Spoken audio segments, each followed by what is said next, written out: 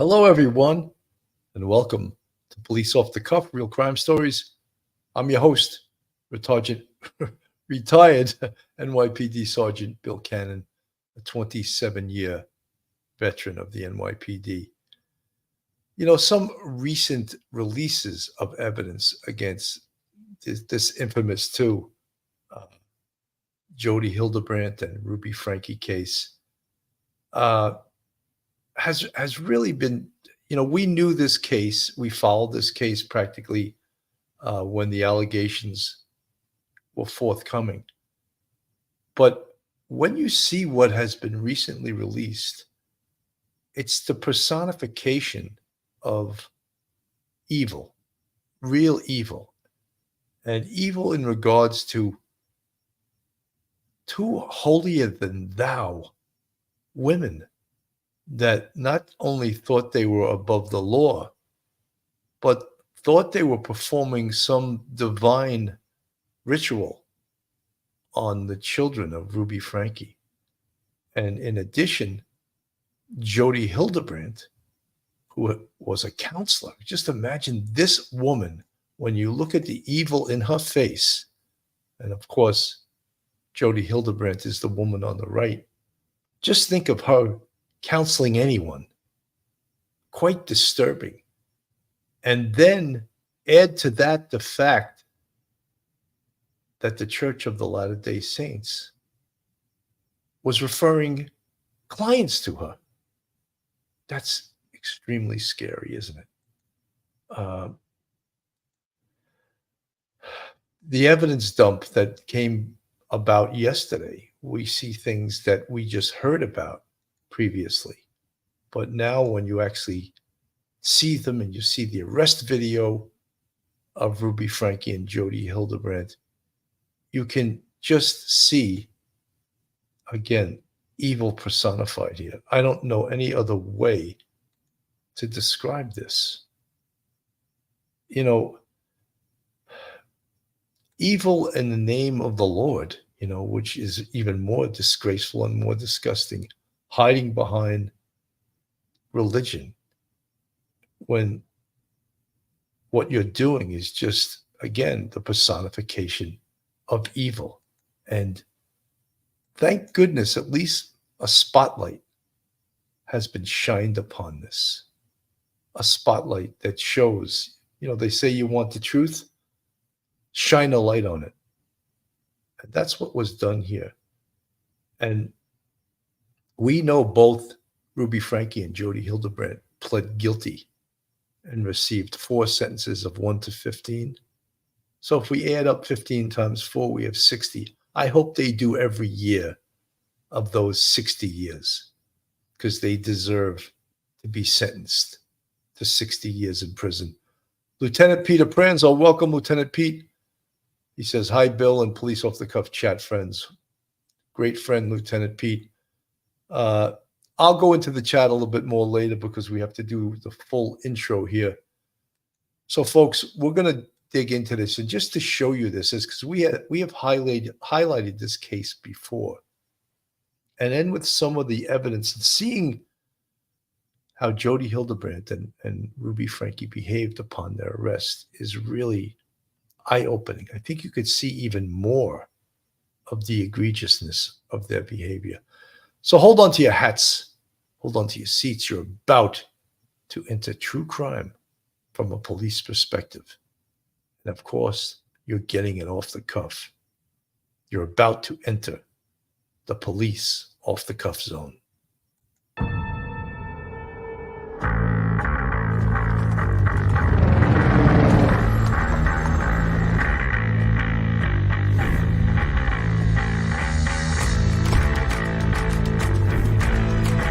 There has to be some common sense. Yes, sir. They have the car stopped in 10th and Ranch by Ivins. We still don't know who pulled the trigger.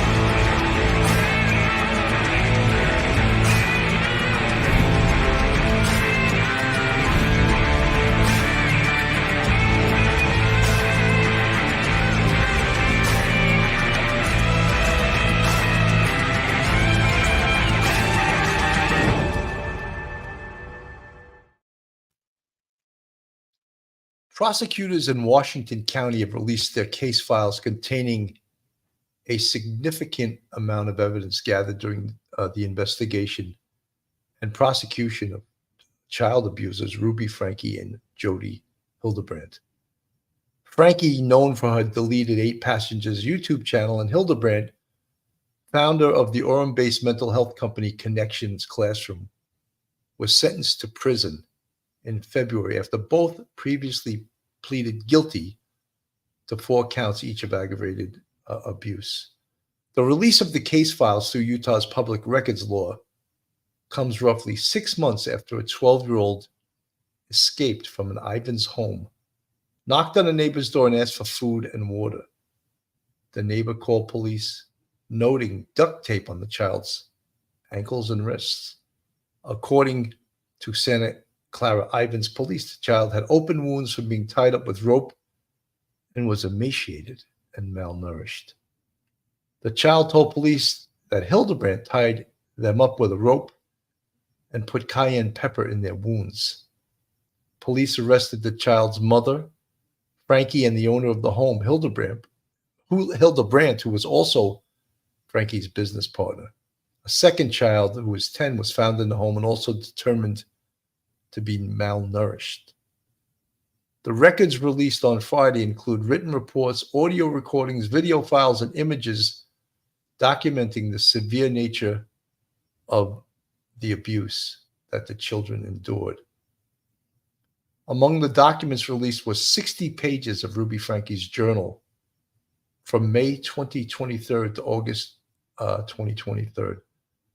Prosecutors said at the time that her children were living in conditions comparable to a concentration camp. This is just very disturbing. On May 30th, 2023, Franke wrote that one of her children, whom KSL-TV is choosing not to identify, refused to do wall sits. The next day, she said the child had to stay and sleep outside, only entering the home to shower or use the bathroom. She also wrote about her children standing outside in the rain for 2 hours and regularly mentioned them fasting one time for 2 days.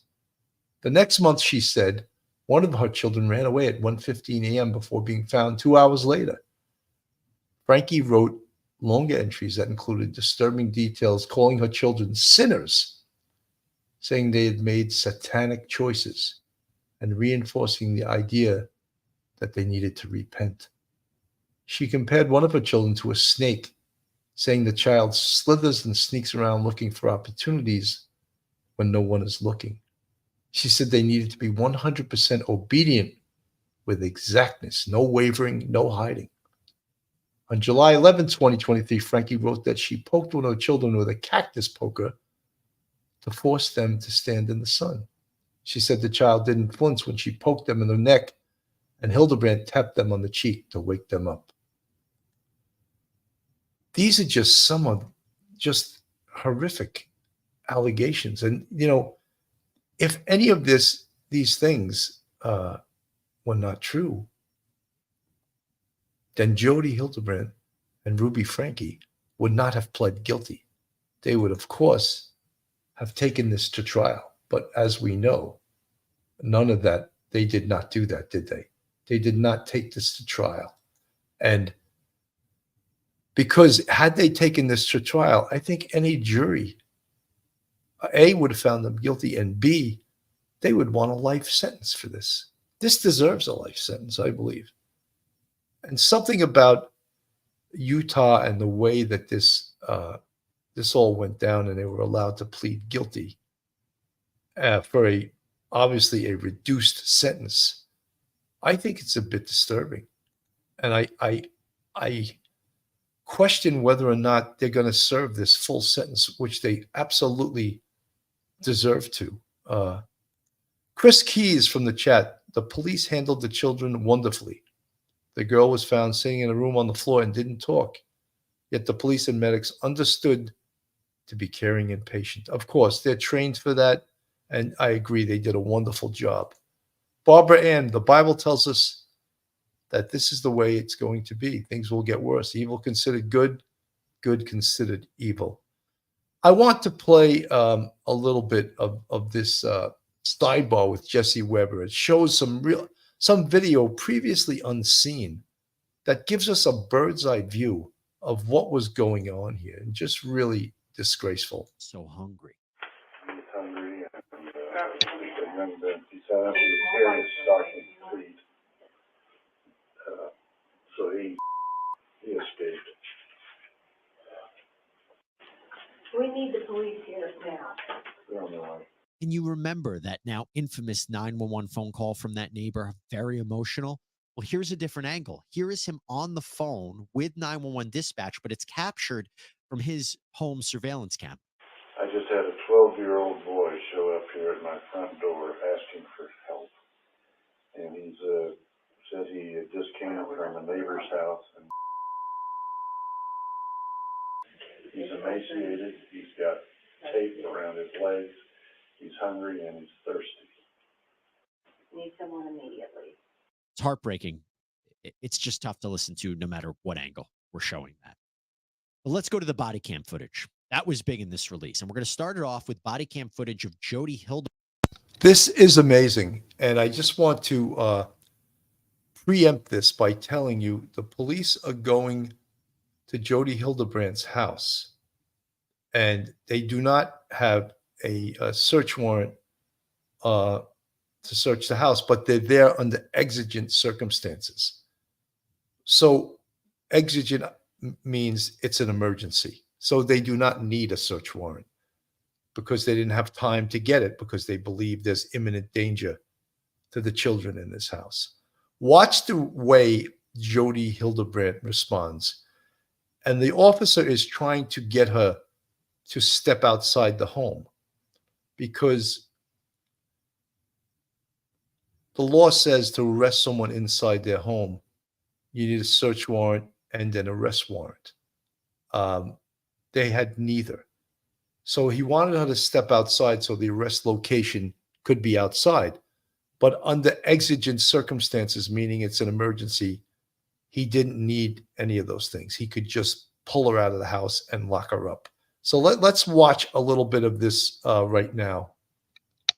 Hildebrandt, when she is taken out of her home by officers as they are searching her house. Open the door!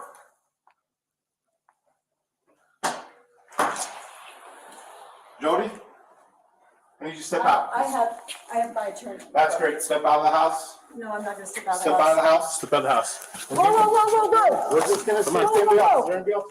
Wait a minute, how do you come in my house? Right there. Every criminal always knows their rights. You notice how quickly she's on the phone with her lawyer, right? She's spouting her rights as children in her home are suffering. Can they go into my house? So have a seat right there. Do you have a search warrant? Have a seat right Do you there. have a search Have warrant? a seat right there. I'll explain everything after. Have a seat right there. We're here on exigent circumstances. And I'll explain it after this, after my sergeant and the officer are done clearing the house.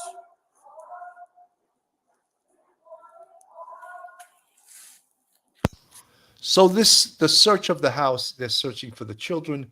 If they see any contraband or anything there that's evidence in the crime that they're investigating, they can seize it minus a search warrant. That happens to be the law, and it's a search with exigent circumstances, the emergency exception to a search warrant. That's what this is right here. Is there anybody else in the house? Yes, 2 kids? there's a little girl. Just one? She's right over here. Okay. How old is she? She'll be 10 next week. Okay. Throughout this video, you see Jodi almost shocked, trying to fight crying. You see her at one point sitting on the couch, not really doing anything. Police then end up finding a child in what appears to be a closet. Are you going for the union here? Hey, you okay? Is it just you in here? Now, just imagine this house looks huge. It looks gigantic. Why is this little girl sitting in a closet? What's that all about? You know? So in this huge house, this little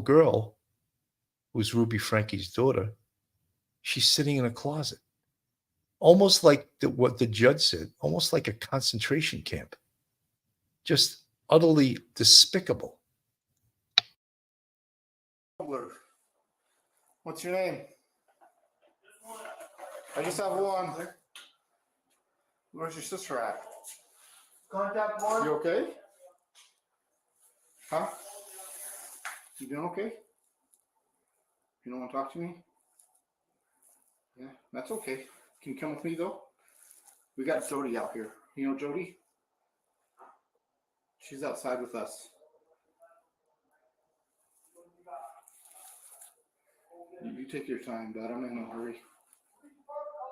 I'm a police officer. Did you know that? I don't mean to hurt you at all. You're okay. Do you need help? Now, it appears that that is EF, RF's younger sister, we believe 10 years old at the time. And it seems like officers think that she's a boy at first, maybe because of her physical condition. She was so emaciated. And there's a conversation more in these recordings where it seems that Ruby had maybe cut her hair or threatened to cut her hair, so that could have contributed to as well. But the child doesn't appear to say anything. And then you hear an officer describe this horrific situation over his body cam when he's outside. Underneath the tape. As soon as they took it off, you can, even outside, you can smell. You can smell the flesh. And then the transport, or put him in the ambulance. I went in there. They started cutting more off of it. You can see the wounds on the back of his ankles, around the front of his ankles, and then on his wrists as well. Yeah, he said he was tied on the ground with a rope. That's where the wounds came from. Yeah, with ropes on all four of his extremities. And that's where the wounds came from. They put cayenne pepper mixed with honey, he said, on the wounds, and then covered that with the plastic saran wrap and then the duct tape. You know, where did that remedy for a wound come from? Cayenne pepper mixed with honey, and then cayenne pepper mixed with honey and then covered with saran wrap. What first aid kit did they get that out of? How horrific is that? I've never heard that before this case came forth. Over the wounds. There are a lot more videos too. There is body cam of police gathering evidence. There is body cam of searching a room found behind a giant safe door. There is more body cam where there is no audio. There appears to be a video of maybe RF walking around a cemetery. But I have to call out this very, very disturbing video of RF in the ambulance being treated for his injuries. How did you get the ropes on you? Who did them? You're not in trouble with me, okay? We're just trying to figure out what's going on. Our main focus right now is you, okay? Who put the ropes on you?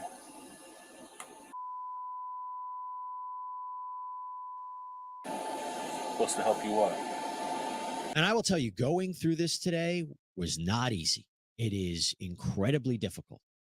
But imagine being one of the first responders to this scene.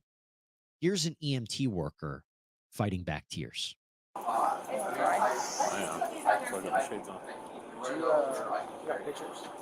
take more.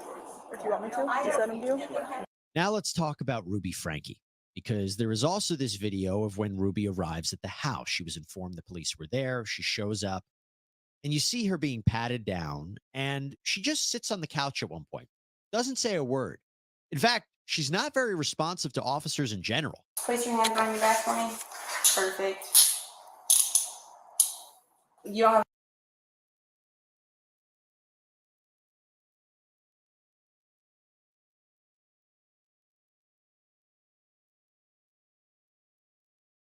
This almost reminds me of like the Stepford Wives.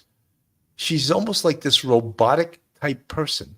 And she's not really responding to what's going on by the police or anything. Let's play a little more of this here of her getting arrested. Please. Thank you. Go and face that officer. Put your hands on top of your head, please. Interlace your fingers. Thank you. Hands on top of your head. Look to your left. Thank you. I just don't want to hit you in the head. With the cup. Okay. Go down.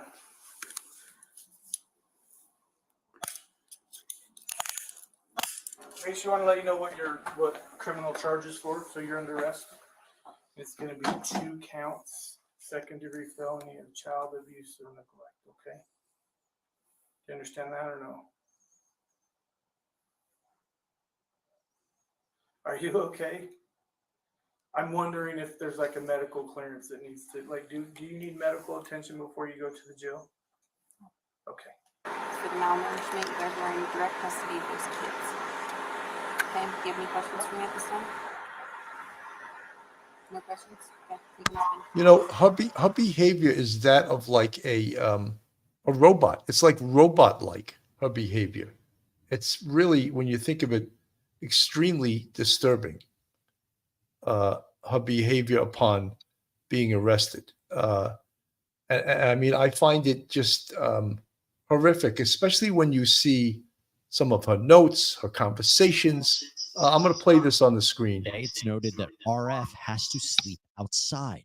On July 14th, we have our first mention of EF. It states E refuses to work, screams, has hair shaved off. It also states that the next day, RF ran away in the middle of the night and Ruby found him a couple hours later. So clearly not his first escape attempt. So then there are several redacted pages, and then the journal seems to jump back in time to a little bit to July 9th and July 10th. On the 10th, the journal states, quote, "It's R's birthday, and he doesn't even know what month it is. E and R have been in so much deviant behavior, they won't control their bodily functions. They are both furious. Their selfish, sinful lifestyle is being intervened upon. I told R he emulates a snake. He slithers and sneaks around looking." This is a mother talking about one of her children. I'd say it's pretty disturbing, wouldn't you, listening to this? For opportunities when no one is watching, and then he scurries. If he wants to emulate the Savior, he needs to be 100% obedient with exactness, no wavering, no hiding. No wonder that the prosecutors said that this was also a form of emotional abuse as well. Really putting the blame on these young children. What do you think they're thinking? Then a few pages later, Ruby writes, quote, "E is better behaved with Jodi. She likes to think she can still manipulate me. I gave her a pixie haircut. All her long hair is gone. No more distracting with hair. R told me he would rather have a glass of water than me as his mother. And we know that both children were being denied food and water." Ruby even writes that RF was caught stealing water from the garden hose. Stealing? Ruby also writes, quote, "E told me she figures they had been here 8 weeks. I asked E if she felt like she had made progress over the 8 weeks. Yes. I told her she was delusional. She made no progress. She continues to lie and manipulate. Last night, her screaming and headbanging were evidence of no change." By the way, we're talking about a 9, 10-year-old at this time. On July 14th, Ruby writes, quote, "E woke up. I reminded her that if she whined, cried, or squinted her eyes at me or soured her face, I would be buzzing her hair. If she was going to act sick, she can look sick. She agreed with a smile. I told her because she didn't listen the night before, she would do 2 sets of boxes and stairs with a 5-minute break. She did the first set easily and agreeably. After 5 minutes of rest, she began whimpering. When she got to the bottom of the stairs, she slipped and dropped the box. I put her in the dog wash and shaved her head, then back to the boxes." This is disgusting. And we also know that Ruby and Jodi forced the children to stand outside in the hot sun in the Utah summer, where it can get up to 120 degrees. In a journal entry, Ruby writes, quote, "When E was outside today and it was hot, she acted like she was dying. So pitiful. I told her the heat in hell is much hotter than God is going to burn the wicked. So either get used to it or start changing." The journal also describes what happened when RF ran away in July. He had been made to sleep outside on the patio near Ruby's bedroom. This is just beyond disturbing that, we're hearing the things that the court knew, The court knew this. And my question is, if the court knew this and the prosecutor knew all of this, why was there any plea deal at all? These two should have been nailed to the wall. Plea deal? They were allowed to plea to 4 felony counts, which sentences 1 to 15 years. And, potentially they could do 2 years on each count. That would be 8 years or 1.5. It's hard to believe that any deal whatsoever was cut with these two. When you hear this, I don't know anyone that's not heavily disturbed by what we're hearing right now. Look, this is incredibly tough subject matter. And I know I always say it, but I'm going to say it again. It is our privilege to be able to bring you these stories, to break them down for you. And the reason we're able to continually do that is because of the support that we get from our very special partners. And I just want to highlight sponsor of this episode, Morgan & Morgan. Or it's abusive to, that's ridiculous. It's ridiculous. You can't even raise your kids anymore. He doesn't seem really animated. He seems. These are phone calls between Jodi Hildebrandt and Ruby Franke talking about how they're not allowed to abuse their children anymore. The law gets involved somehow. It's like, the pictures are going to destroy you. And I'm like, we didn't do that. We didn't do that. Those pictures we did not do. He did that to himself, yes. Did we put that on him and then he rubbed around and cut himself? Yes. But we didn't do that. Wow. I want you to keep in mind that the idea of the devil and the evil spirit, keep that in mind. But the idea that either she is not taking responsibility for the injuries of the children or that it's not really abuse, this is why it wouldn't be so surprising if the Board of Pardons and Paroles may not be so quick to release Jodi. But the Jailhouse phone calls weren't just from Jodi Hildebrandt. No. We also heard from Ruby Franke. And there is a bit of a progression here because listen to what she says when she's first arrested. Specifically, it seems about the kids' injuries. And this appears to be calls that she had with Kevin Franke, her husband, the day after she was arrested. They're labeled August 31st, 2023. This is a witch hunt. The devil's been after me for years. They're going to be in the hospital for 3 days. So weird. It's just not necessary. They're trying to exaggerate this. Well, they didn't show me any pictures or anything, but the way they described it, it was very serious. So the way that I hear that is she is basically saying the kids' injuries are overblown, which, by the way, if you recall during her sentencing, didn't she say something to the effect of the minute the officers put the cuffs on her, she had been set free, she knew that she did wrong, something to that effect? That doesn't seem to be consistent because it seems like she was still defensive and justifying what she did in the immediate aftermath of her arrest. And by the way, remember, as I said before, when she's arrested by law enforcement, she's not that cooperative. She's not even talking to them. By the way, that reference to a witch hunt and that the devil had been out for her for years could possibly be referring to the fact that the Frankes had faced controversy for some time over their videos, the allegations of child abuse. But again, in the first few days of this arrest, you hear Ruby defending not only herself, but Jodi. And the man on the call with her, Kevin Franke. Folks, this is so disturbing that it's hard to believe that it's almost like, Danielle Gothridge, she's a total psychopath. Yeah, I think you're right. Sociopath. Judy Ashley, Ruby is a sociopath, sadistic.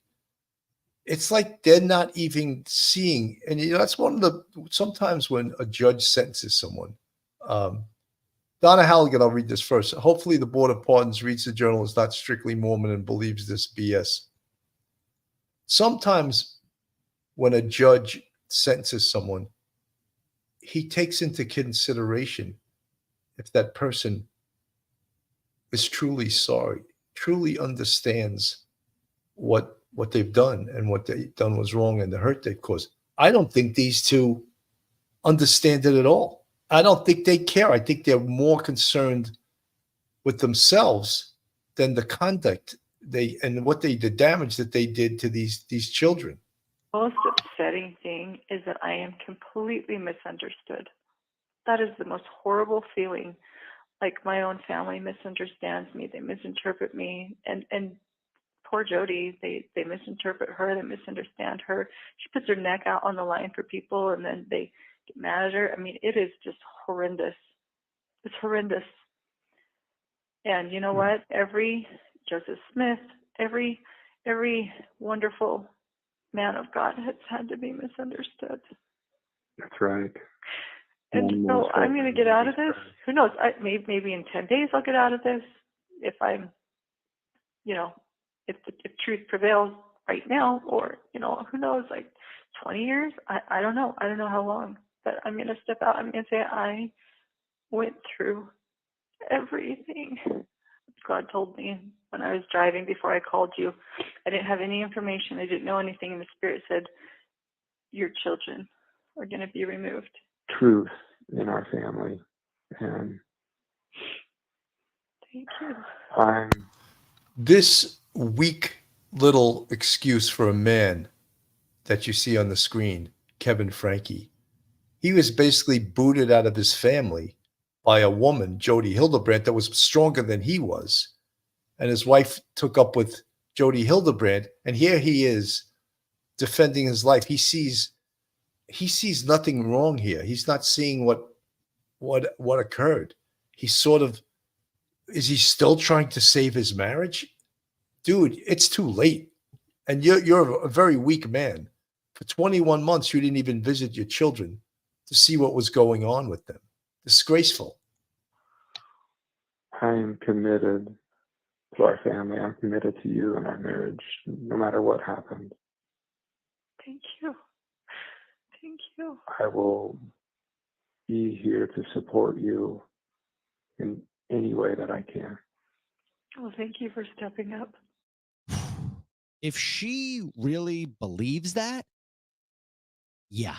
We're going to get to Kevin in just a minute because he has a police interview. But I mentioned how there was this change with Ruby, defending herself, defending Jodi. That changed as time went on because this is only the next month, labeled October 27th, 2020.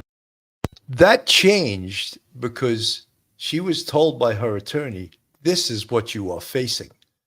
And I can't imagine that she wasn't offered some kind of deal, if it went to trial, to flip on Jodi Hildebrandt. How fast do you think it would have taken her to flip on Jodi Hildebrandt? I think she would have flipped in seconds on Jodi Hildebrandt, but then it wasn't necessary because they both were offered a plea, which I think is sort of egregious in this situation. Two monsters. Why are these two monsters getting offered a plea? There should be no plea whatsoever. I find that horrific. Folks, this is Police Off the Cuff, real crime stories. If you like real crime, true crime from a police perspective, then you're in the right place. And if you're not subscribed to us, go on our YouTube, hit that subscribe button, give us a thumbs up, and ring that bell. Share us with your friends and your family. If you want to contribute to us financially, we have a Patreon with 3 different levels. And we also have a YouTube channel membership with 5 different levels. And we appreciate all our fans, our friends, and our subscribers that make Police Off the Cuff what it is and able to continue and bring forth true crime from a police perspective. I want to put the back on the screen from Law and Crime, Jesse Weber here. This is so eye-opening, some of the things that we're seeing here. 23. I really did feel like being rescued, like a rescue. Like I just felt so many angels around, and it was like a relief. It was just really kind of surreal. That's consistent with what she said at her sentencing, the brainwashing, her eyes finally waking up to what she had done, and that Jodi Hildebrandt had controlled and manipulated her, if you believe that. Well, listen to what Ruby says now in December 2023 on 2 separate phone calls. I could not come out of this without his grace, without his mercy, without his help. This has been the strangest and the most miraculous intervention. It put every everybody where they needed to be. It separated me from Jodi, so I'm not hearing her. And I think just being gone and not hearing her has cleared a lot of things up for me. Did you see that Jodi pled guilty today? I did see that. Yes. Is that a relief for you? Mm-hmm. Yeah, it's a Yeah. big relief. It's a big Yeah. relief. There would have been positive the other way too. Had she not pled guilty, there's enough evidence that she could have been convicted for life. But Yeah. that would have been messy. It would have been really messy. Jodi, she can lie on her paperwork, and she probably will. I don't think she's going to give them her history. But I think in the interview, it's going to be apparent that she's mentally ill. And so that will affect how long someone, because they're looking, how repentant are you? How much responsibility are you taking? How are you aware that what you've done is wrong? And she's not. She's the only reason she pled is because she didn't want to do life. She knew I would testify. How gullible was I? Oh my gosh, how much power I gave this person, and I did.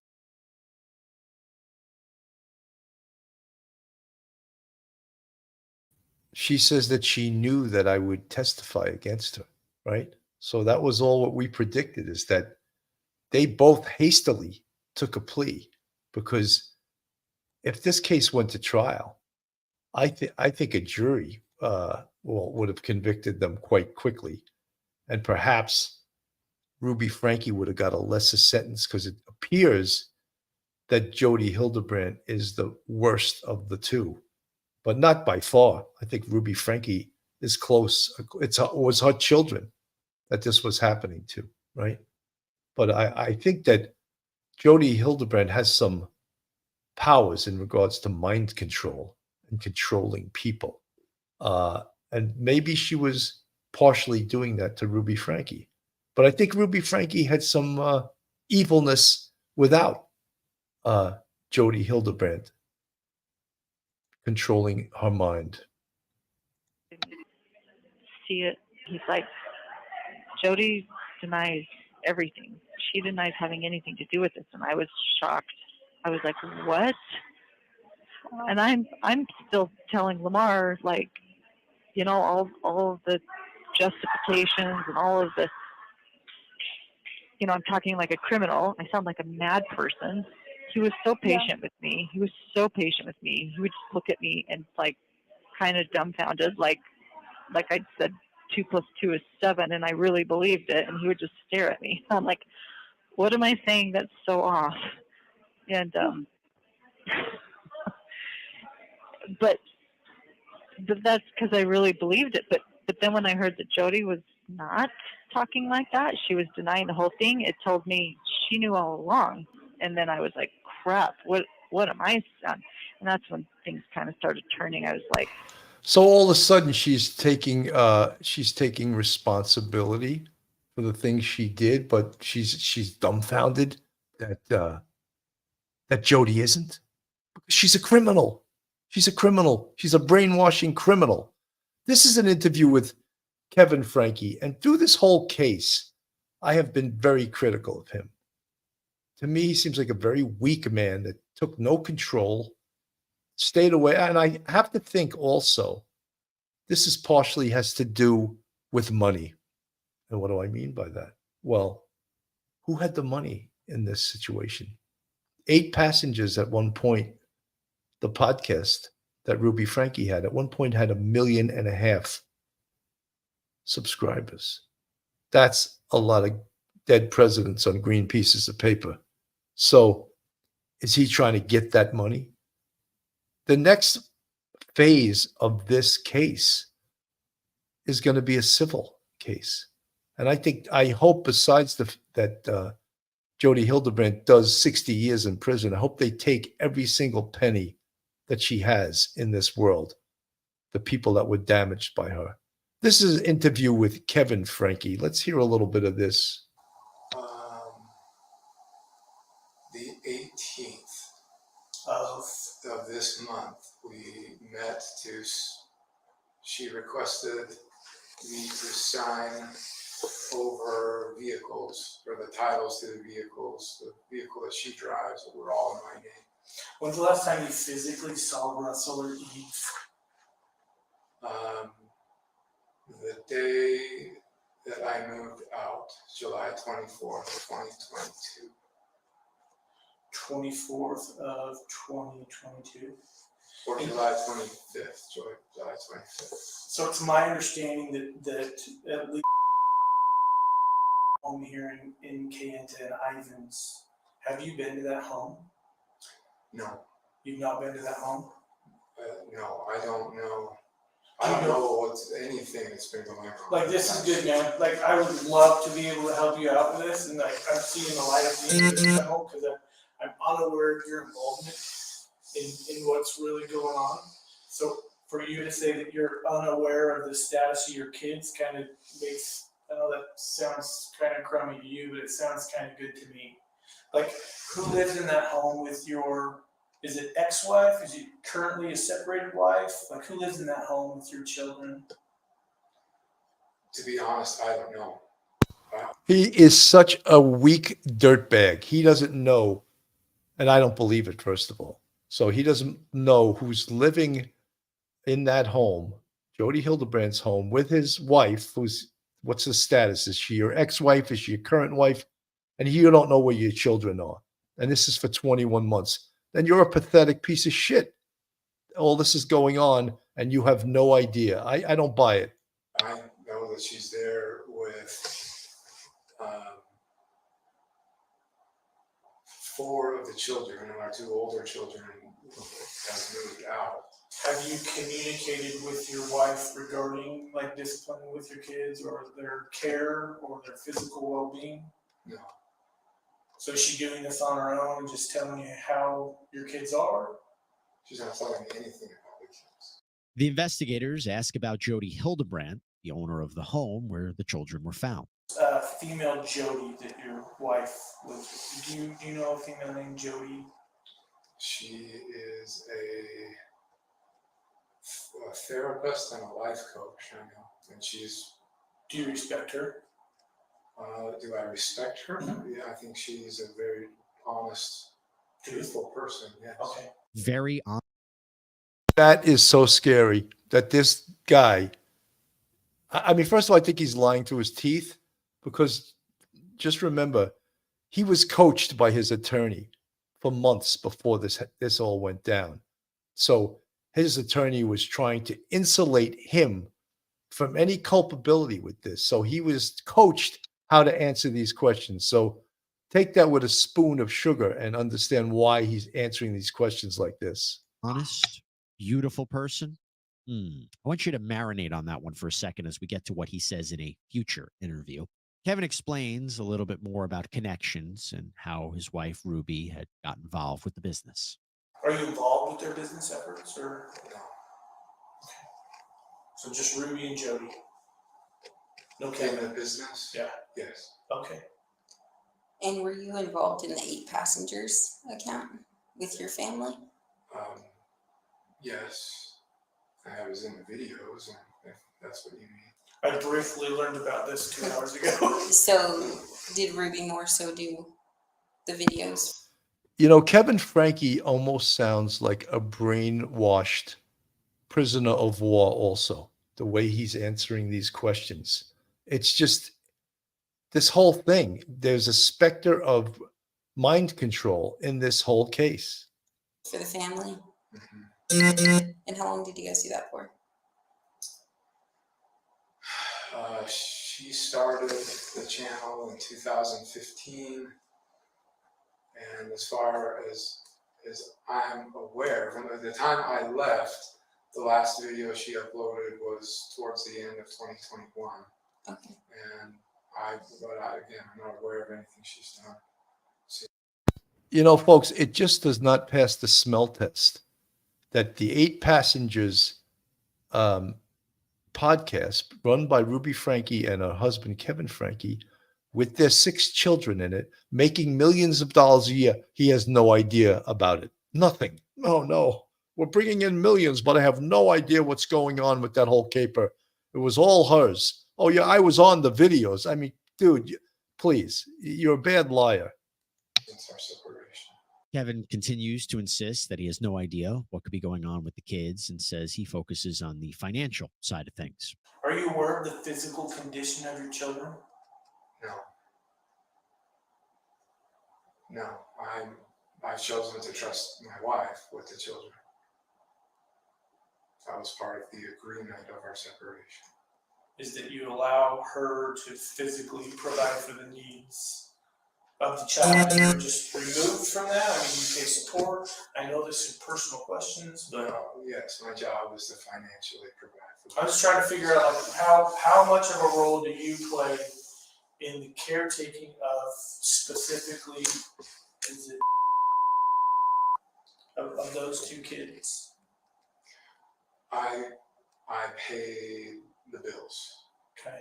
With my job, I provide the money, goes into a shared bank account. Now, this is interesting because Kevin tells police he was dealing with a pornography addiction and that he needed to focus on his problems before returning to be with his family. Jodi and Ruby have a close relationship, and Jodi saw the need for me to get help. And frankly, I agree. The space has been exactly what I need to face, my own addictions and receive the support and help that I've needed. It so sounds like he's brainwashed too. So the person who was advising him was the same person who was abusing his children, Jodi Hildebrandt. And he's taking advice, and she's a really kind, knowledgeable person. Where is that coming from? Where does that come from? I'm having a hard time believing any of this stuff. It's just, when you hear him interviewed, and again, realize that during this caper, Kevin Franke didn't see his kids for 21 months. 21 months he didn't see his kids. How is that possible? I want to show a little bit more also of when Ruby Franke was first arrested. This is some video from that, and she really does seem like almost like a prisoner of war who is brainwashed. It's just unbelievable.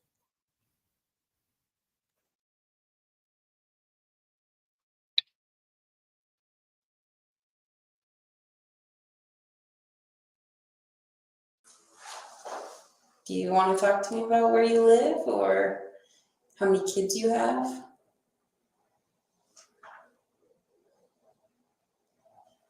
So we just spoke with your husband, and he said you guys have 6 kids. Are those all together? Are those all your kids?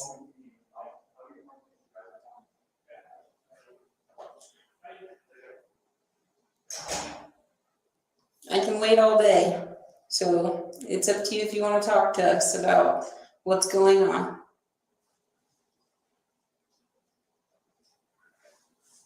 Would you feel more comfortable talking to one of us? Or do you want me to, I can step out if you want. Or if you feel more comfortable talking to him, I can step out. I'll wait till I have a lawyer. Okay. So you don't want to talk to us at all?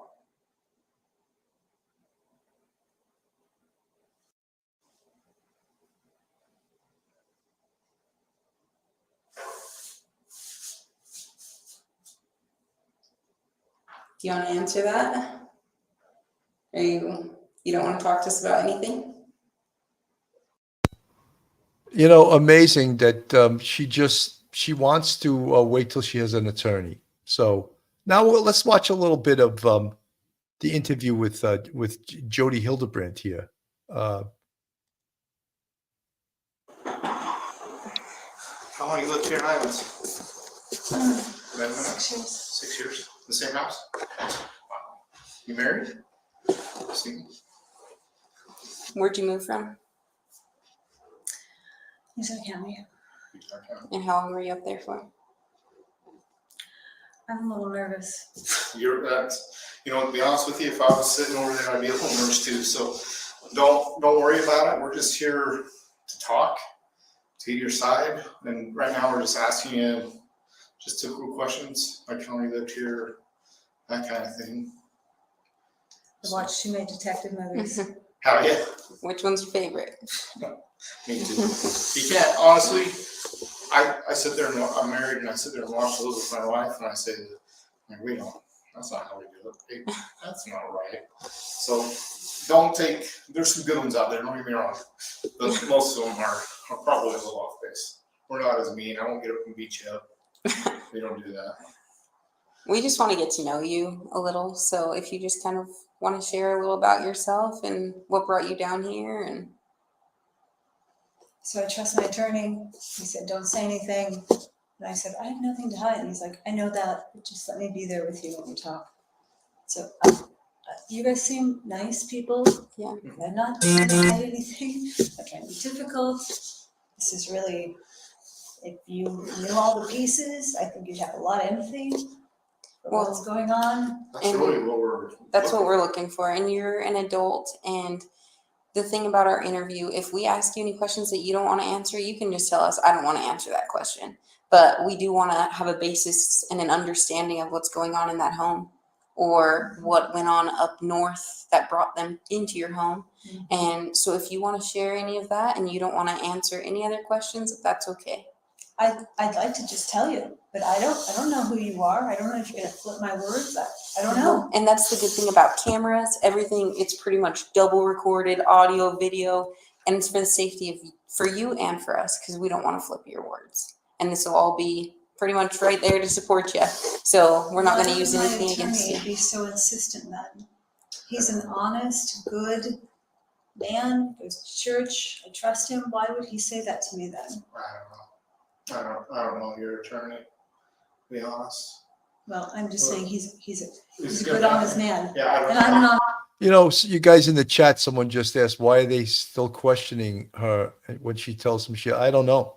She said, I have an attorney. They should stop all questioning. Anything they say or anything they get out of this interview would be thrown out because she clearly says, and it's on, of course, it's on video and audio. I have an attorney. I don't really want to answer your questions. So why they persist? Good question from someone in the chat. I have no idea why they're persisting. Honest person as well, so we get along great. And he just said, do not say anything. Maybe just as an attorney, They always say that. they always want to be with their client. I'm not sure. But like I said, at any time, if you don't want to answer a question, you don't have to. So the ball's really in your court on what you do want to answer and what you don't. So. Well, I think it looks bad that I don't want to answer anything, but it's not because I'm trying to be difficult. I'm really hanging on what he told me to do. Mm-hmm. Yeah, who's your attorney? Adam,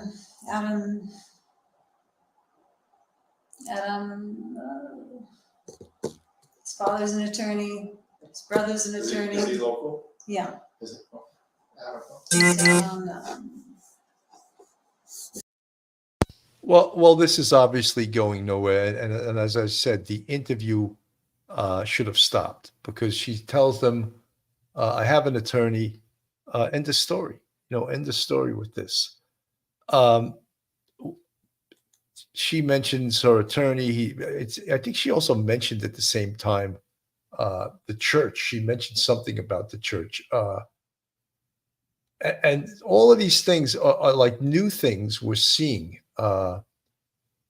CBS from Utah did a pretty good piece on this. I want to play a little bit of this. All of these images, although we all knew about this case and the fact that they pled guilty, we didn't hear and see a lot of the things that they said, and now it's released. It's all the devil. I mean, you've seen him. I mean, I've known you, what, for 5 years? You've watched him come at me. Jodi continues declaring nothing that she did was wrong. So now it's abusive to make a kid sleep on the floor. It's abusive, or it's abusive to, it's ridiculous. It's ridiculous. You can't even raise your kids anymore. Evidence and Jodi's own plea showing the abuse went far beyond forcing a child to sleep on the floor. As Ruby spends time in prison, the way she speaks of the case changes, no longer talking of her children being possessed, but saying she'd been tricked by Jodi. Because I really believed it, but then when I heard that Jodi was not talking like that, she was denying the whole thing, it told me she knew all along. While in Jodi's conversations, she quotes scripture. The children shall rise up against their parents and shall cause them to be put to death. That statement right there is what's going on with me. After both pleaded guilty, Ruby calling Jodi a liar who deserves more time behind bars. Jodi, she can lie on her paperwork, and she probably will. The only reason she pled is because she didn't want to do life. She knew I would testify. Is that change of heart sincere? Is it not? I spoke with a local defense attorney about what we learned, what we heard today. I'll bring you that later this hour. Jake Taylor, KUTV 2 News. A lot to take in there, Jake. Thank you. At the center of the child abuse investigation involving Ruby Franke and Jodi Hildebrandt are, of course, the children. Brian Schnee has covered this case extensively and shed some new light on where first responders located Franke's children on the day the two women were taken into custody. Well, first off, we've tried to be delicate with this situation regarding the children and their well-being since the very beginning. However, today we've learned new information about the children and the condition they were in. Doorbell camera video from August 30th, 2023. Showing Ruby Franke's son ringing the doorbell of Jodi Hildebrandt's neighbor. Hi, I was just wondering if you could do 2 favors. Well, what are they? Taking me to the nearest police station. After asking some questions, the neighbor calls 911. I just had a 12-year-old boy show up here at my front door. He's emaciated. He's got tape around his legs. The video showing neighbors caring for the boy. He's hungry and he's thirsty. Giving him food and water. Moments later, an ambulance arrives along with a police officer. Police officers, open up! Meanwhile, conflicting reports with how many children were in Jodi Hildebrandt's home. I'm a police officer. You okay? They located another one of Franke's children. We got Jodi out here. You know Jodi? As officers continued clearing the home, Officer Nick Tobler stays with the child in the closet. You're okay. Do you need help? Hours go by. Officers sit with her, talk with her, bring her pizza, and play music. Then a local EMT came in. I want to get you some help too.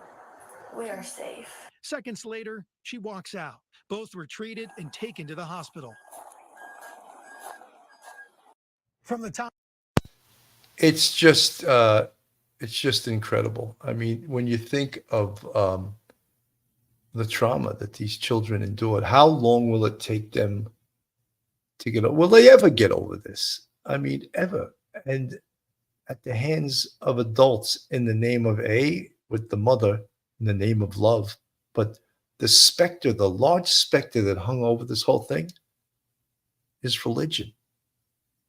Hurting people in the name of God. I mean, just horrific that these things occur. And then when you hear their excuses for some of these things, you can't do this or you can't do that to your children.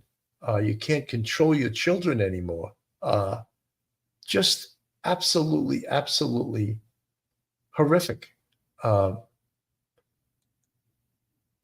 When we hear a lot of this, it absolutely breaks your heart. It breaks your heart. And we knew this was going on, but that's why a lot of us, most of us, wanted to see this case go to trial, to see the truth come out. And what we would have seen had this case gone to trial is we would have seen Ruby Franke testify against Jodi Hildebrandt. And that was not to happen because the case never went to trial. They were offered plea bargains. Folks, if you're looking for a good attorney in the New York metropolitan area, then Joe Murray is your man. You can reach Joe on his cell phone at 718-514-3855. Email him at joe@jmurray-law.com or go on his website, jmurray-law.com. Joe's a retired NYPD police officer and a huge supporter of the Police Off the Cuff podcast, and we appreciate everything that Joe has done and continues to do for this show. So when we see not just what we know happened in this case, listen to the audio recordings, see firsthand the video of what we had heard about months ago, it really brings this case to the forefront of the horrors that occurred. This is a call from and paid for by Ruby, thank you. Purgatory Corrections. an inmate at Purgatory Correctional Facility. This call is subject to recording and monitoring. If you don't wish to talk, hang up now. After less than 24 hours in jail, Ruby makes a call to her husband, Kevin, who reminds her the call is being recorded. Okay, well, you know that this phone call is being recorded. Yes, that will come out. That will come out. Almost right away, Ruby asks whether she's making the headlines. Are we in the news? It sounds like at least you're in the news. I don't know about me. I don't know what he's talking about. But In early conversations with Kevin, Ruby calls her arrest a witch hunt. I'm wondering if they went to Sherry to ask her questions. I don't know. These bookings are public. I know they are. And a couple of months ago, Business Insider was reaching out to me, and I ignored their email. But I'm going dark. This is a witch I'm not hunt. at BYU. I'm not at BYU anymore, so I don't know how they're going to find me. Yeah, maybe it was a blessing. This is a witch hunt.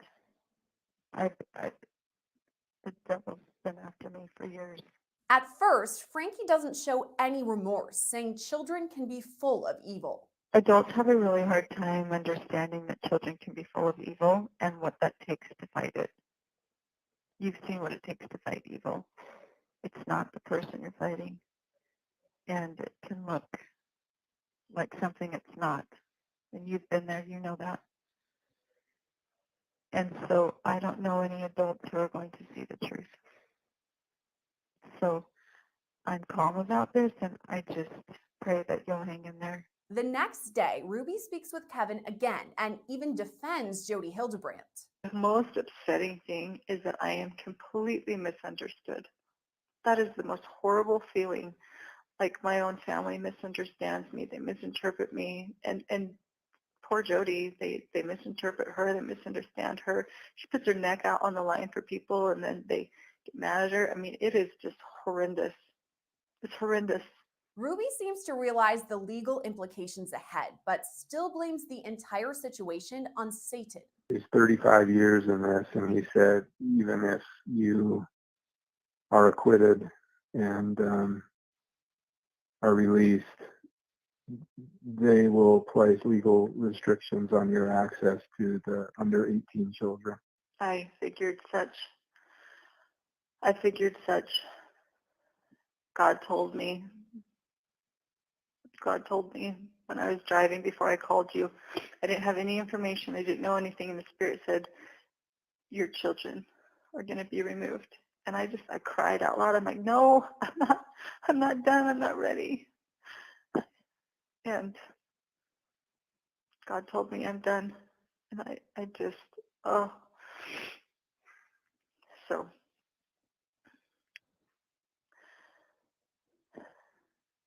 Satan has taken everything away from me that I love. And I'm a good woman. I don't do naughty things. I'm a really good girl. But the next time we hear from Ruby in late October, she's changed her tune. I can't say everything that I want to say, but I really did feel like the arrest was like a rescue. Like I just felt so many angels around, and It was like a release. It was just really kind of surreal, kind of strange. But I just keep thinking about, President Nelson's talk, things celestial, and I know he said in the past about myopic thinking, and he's given a lot of context to, how small this life really is, and I'm just so grateful. How many people, will go to the grave not Quite disturbing, when you see how they changed over time because they knew they were facing the music. There's no more bullshitting their way out of this, right? And I always felt, I sort of felt that Jodi Hildebrandt was the most evil in this, and I think that she inflicted the most damage, not just to Ruby Frankie's kids, but other people with her advice as a counselor. Imagine that she was a psychological counselor, giving anyone any advice whatsoever. How many marriages did she destroy? How many families did she destroy?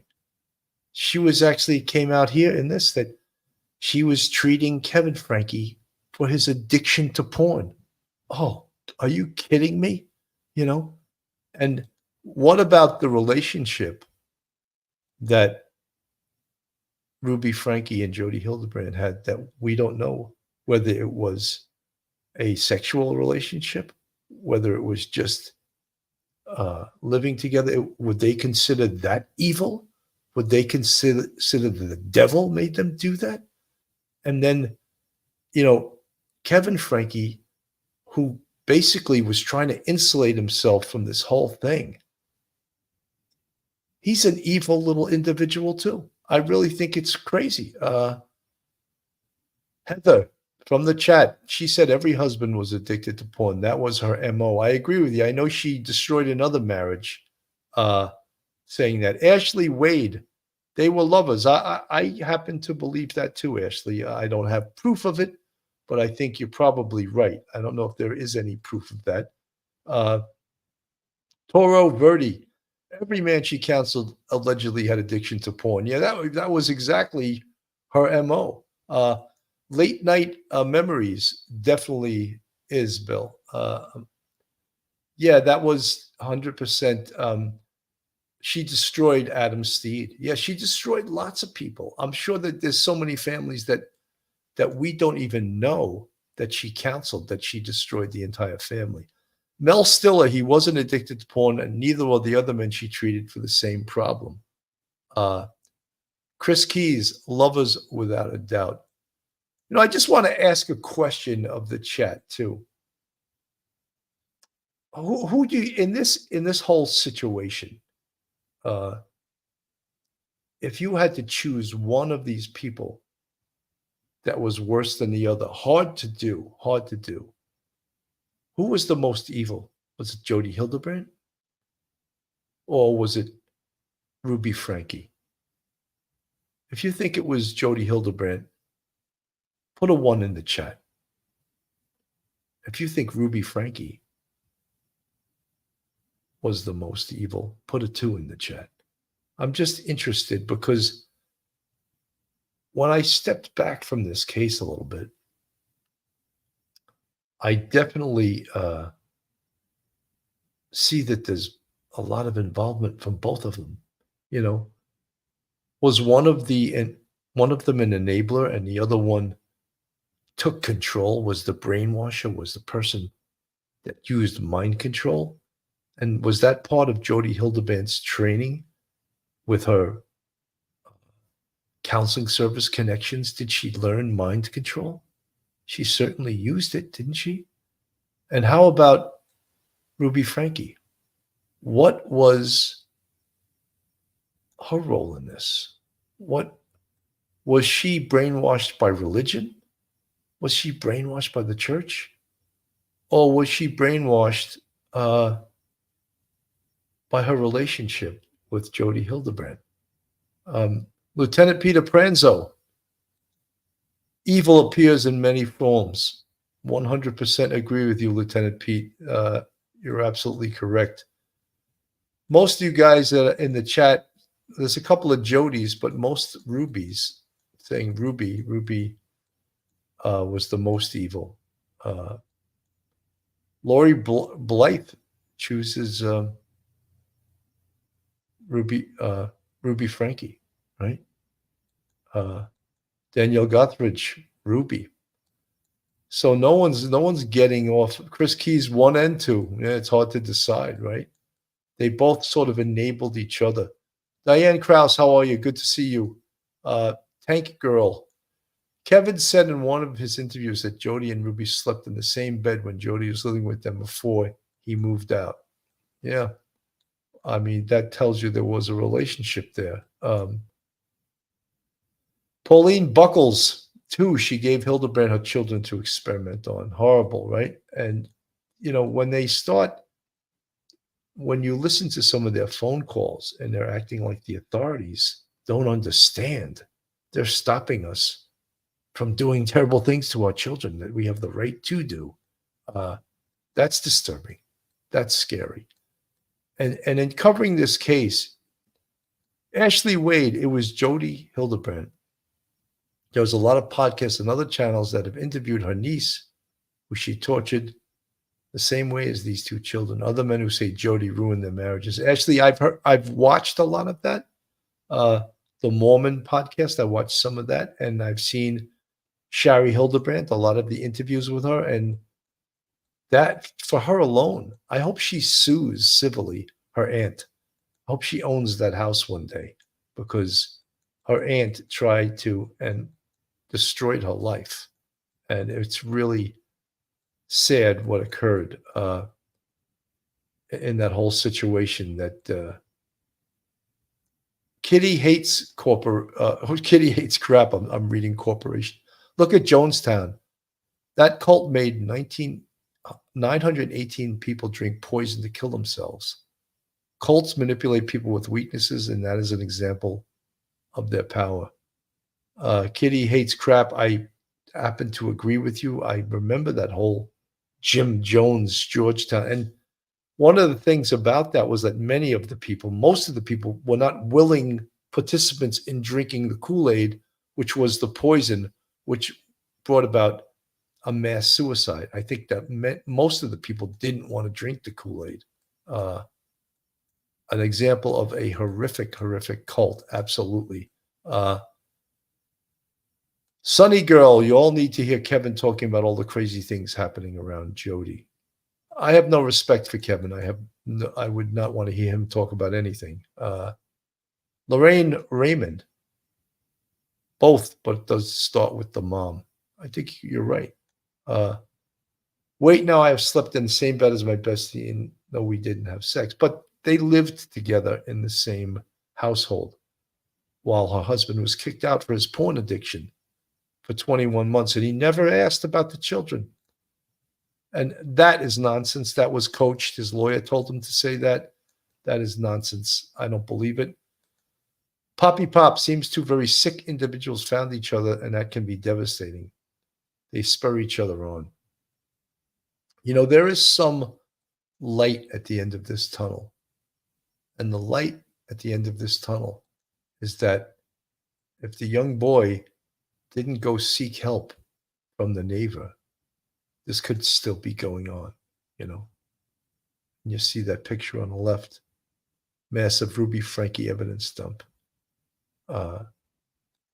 So instead of having this case and the uncovered of the abuse, we could have had some homicides, could have had some dead children. But because that young man came forward and escaped the horror that he was living in, this case ended somewhat happily. These two monsters were arrested, and let's hope they do 60 years each, you know, more, you know, well, 1 to 15 4 times, I doubt they'll do 60 years. And especially with their money and their influence in that community, I don't see them doing, if they do 10 years, I'll be shocked. I'll be shocked. And that's corruption personified, I think, the politics in that area, the money involved, the people that they know. I think that they could walk out in less than 10 years. Just horrific, the thought that could happen. Heather, you're right. That brave boy very likely saved himself and his siblings. Tank Girl, Jodi validated Ruby's evil parenting, and Ruby provided Jodi with a social media following. Very much so. I think you guys that have followed this case, Toro Verdi, he quit BYU and his reviews are not good on rateaprofessor.com. That's the least of his worries. His ratings on rateyourprofessor.com. I used to teach college and I used to read those all the time, and I always I thought they were funny. But sometimes kids will rate you high because you gave them a good grade or whatever, and it doesn't always reflect the quality of the professor. On the screen there is Shari Hildebrandt, and she's the one that suffered a lot from her aunt, Jodi Hildebrandt, and she's given numerous interviews on it. And again, let's hope that she's made whole through a civil suit against her aunt. So that's our show for today. Shocking evidence released in the Jodi Hildebrandt Ruby Franke case. Well, evidence that we hadn't seen before. Evidence now that's out in the public domain. And I think it helps the community see the evil in this situation.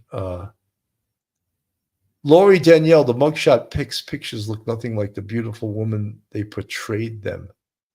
Well, something, mugshots are taken at one of your worst moments in your life for the person who's arrested. And there's no makeup person. There's no person that's going to let you sleep before it. So the picture taken is what you got, and that's why it's called a mugshot. Folks, thank you so much for tuning in today. This is some of the new evidence we got in this case. I'm Bill Cannon from Police Off the Cuff, Real Crime Stories. Have a great day, everyone, and God bless. One episode just ain't enough.